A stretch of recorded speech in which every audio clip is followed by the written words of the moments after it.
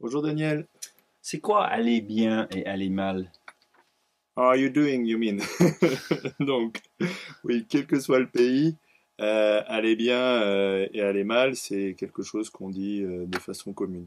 Alors, pour vous répondre sur aller bien ou aller mal, en fait, je vais illustrer ça aujourd'hui sur trois points.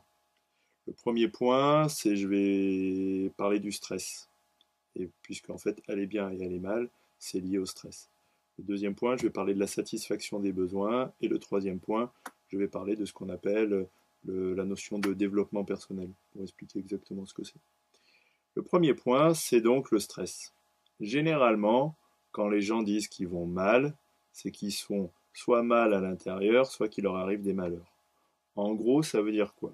Ça veut dire que soit ils ont des tensions émotionnelles ou des tensions corporelles, c'est-à-dire qu'ils sont mal, ils se sentent mal, ils se sentent mal à Il l'intérieur d'eux, souffre. ils souffrent, voilà, ils ont de la souffrance. Soit en fait ils ont des malheurs à l'extérieur, c'est-à-dire qu'ils ont des tensions relationnelles, des tensions avec les autres, des disputes, des histoires, des conflits, des violences, etc. Alors, en gros, il y a deux types d'aller mal. Il y a soit c'est en interne. Alors en interne, c'est la souffrance dont vous parlez, elle peut être physique, ça s'appelle la douleur physique, on a des douleurs, on a mal au dos, on a des migraines.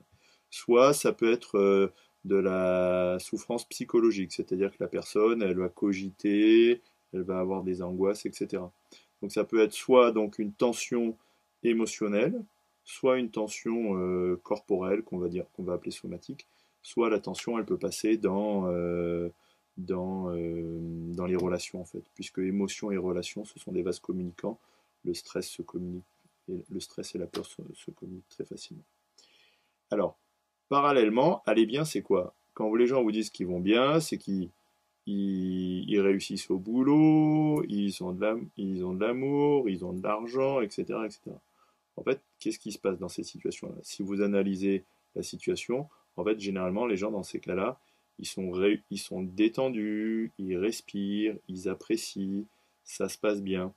Et même, vous avez des gens qui vont gagner beaucoup d'argent, mais qui ne sont pas heureux, parce qu'ils sont très tendus, en fait. Donc, en fait, c'est pas l'argent qui fait le bonheur, c'est comment vous allez vivre ça. C'est la détente que ça va vous apporter. Si l'argent vous rassure pas et que ça vous permet pas de vous détendre, ça va pas régler votre problème. Donc déjà, il faut savoir que aller bien, aller mal, c'est lié au stress. Et que tout ce qu'on souhaite, généralement, c'est se sentir bien, c'est être détendu, c'est avoir la paix intérieure. Et parallèlement, le mal, le malheur, c'est lié au stress, c'est lié à des tensions qui se manifestent dans le corps. Ça, c'est le premier point. Ce qu'il faut savoir, c'est qu'en fait, la tension qui se manifeste, et je passe au deuxième point, elle est liée à l'insatisfaction des besoins. C'est-à-dire que la tension, le stress, c'est simplement un signe que les besoins de la personne ne sont pas satisfaits. Donc aller bien, aller mal, ça peut être aussi défini comme une satisfaction ou une insatisfaction des besoins personnels. Par rapport à ça, il n'y a pas de recette miracle parce que nous avons 350 besoins humains qui sont universels, qui ont été déterminés notamment par Marshall Rosenberg et l'école de la communication non violente. Et les 350 besoins humains, eh ben en fait, on les a tous, mais avec des dosages différents. Donc nous sommes tous différents. Il y en a qui ont plus d'appétit que d'autres, il y en a qui ont besoin de plus faire l'amour que d'autres, par exemple, etc., etc. Mais on a tous ces besoins, hein. On a tous besoin de boire, tous ces besoins on les a dans une certaine mesure. Le dosage est personnel. Donc le aller bien, aller mal, c'est aussi une histoire de satisfaction des besoins. Et puis aller mal et aller bien, c'est aussi comment je me réalise, comment ma personne grandit, comment je m'épanouis, comment je me réalise.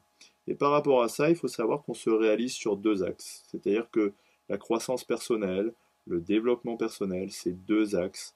Et les deux axes sont les suivants.